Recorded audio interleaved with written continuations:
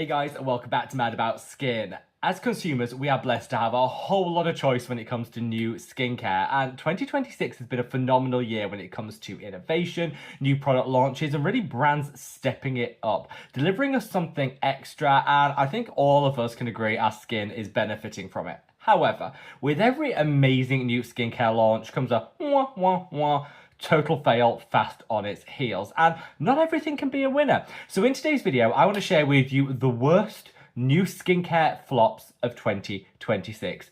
These are the products that launched and, in my opinion, should disappear as quickly as they came. Sit back, relax, and let's talk the worst skincare fails.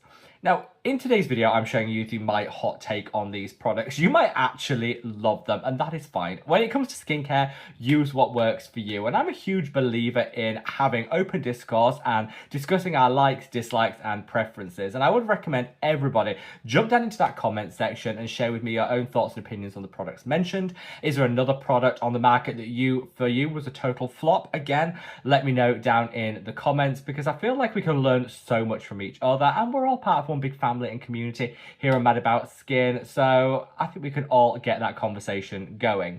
As always, this video isn't sponsored and it isn't in paid partnership. I mean, why would it be? I'm going to roast these brands and products. So there is never any sponsorship here on Mad About Skin, but you can definitely believe there won't be after this video.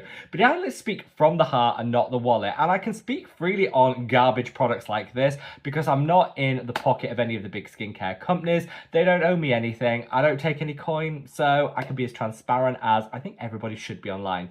If you appreciate that level of transparency, honesty, and independence in skincare, make sure to reach down and give the video a big thumbs up and a like. The more likes a video gets, the more widely YouTube will distribute it on its platform. So just from the bottom of my heart, thank you all so much. Now, without further ado, let's cut that waffle and delve straight on in.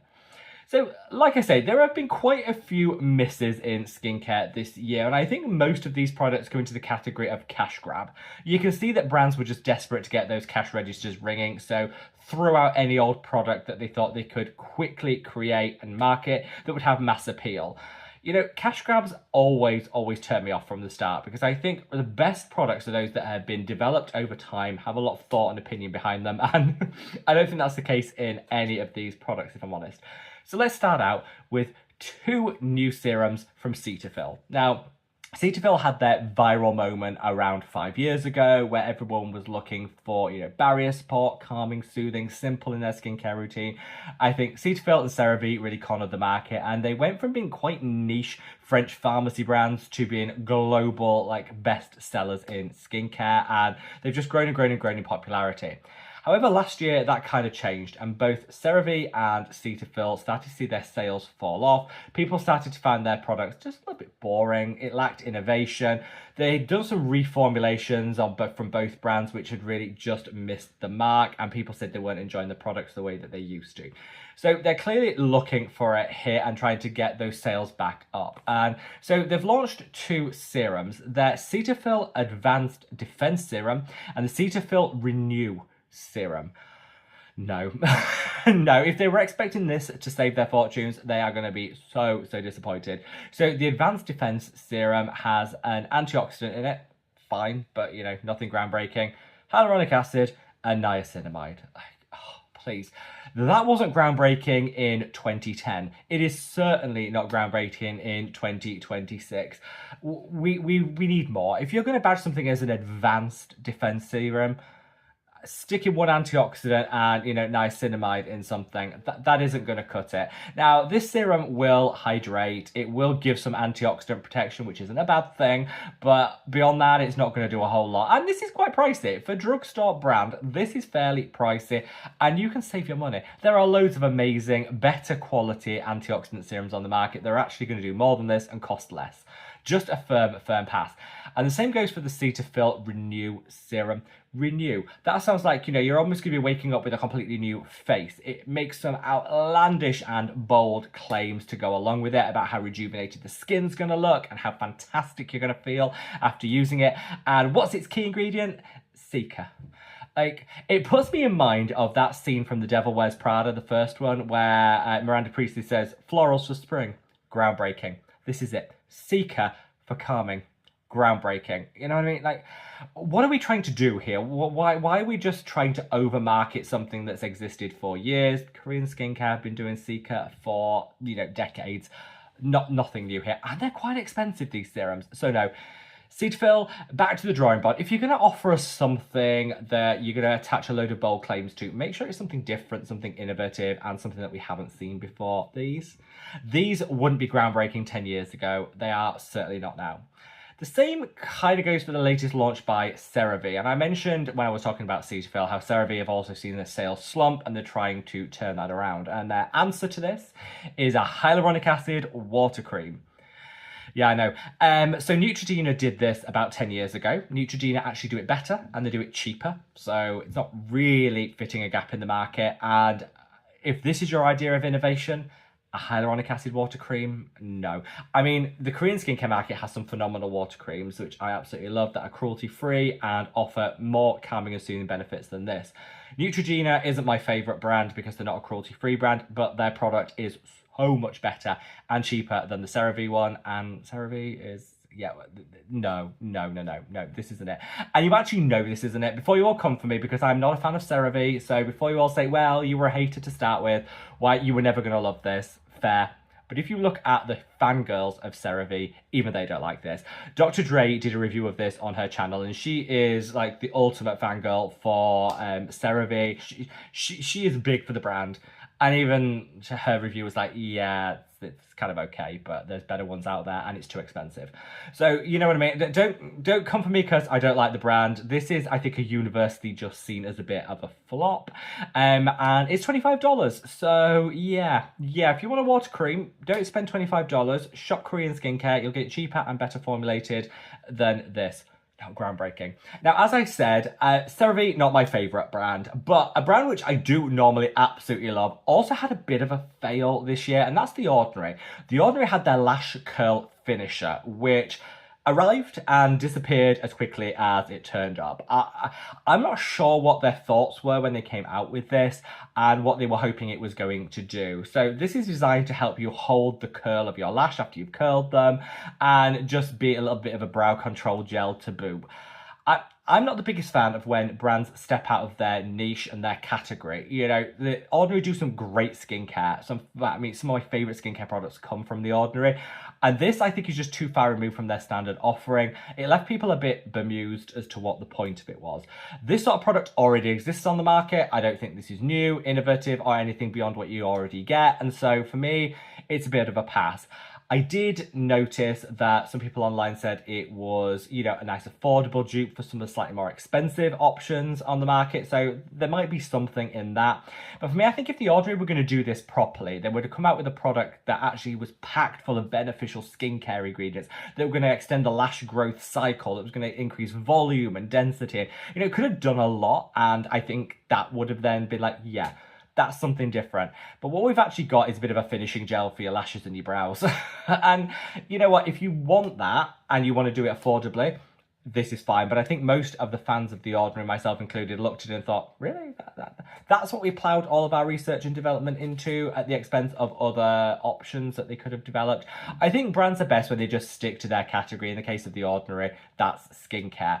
I do like some of their recent launches. Their rice lipids and ectoin is phenomenal, and I really love their caffeine serum, both like 10 out of 10. So when they do it right, they do it really right.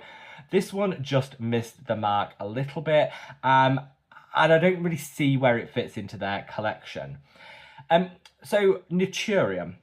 This product, I don't know if it really classes as new. It's new in the UK. It's been around in the US, I think, for a couple of years. And that's the Naturium sunscreen, what they call their Dew Glow sunscreen. They do two versions. They do the standard and they do the tinted. Now, the tinted, I think, is actually something a bit different.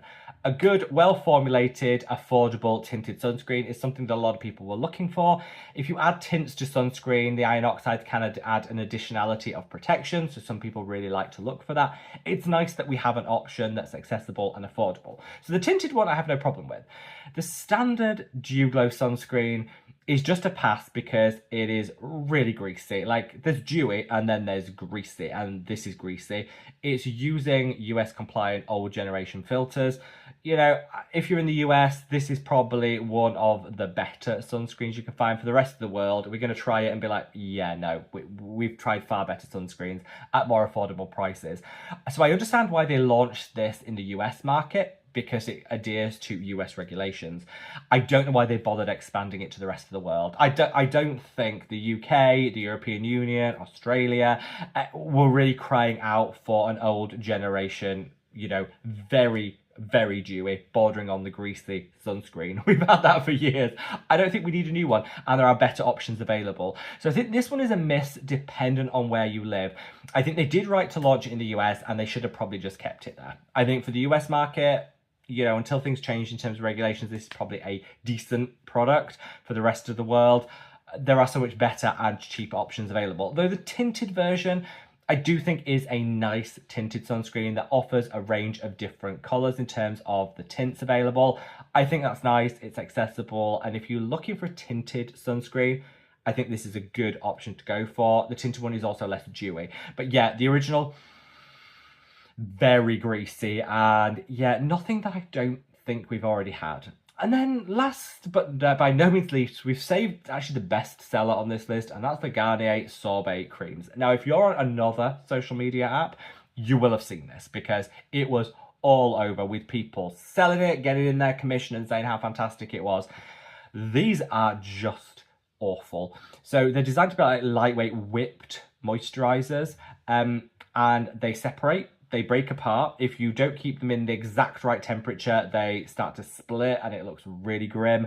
They are packed full of fragrance to the point where it actually gives you a headache. They are so fragranced, and the skincare elements of it are not that great.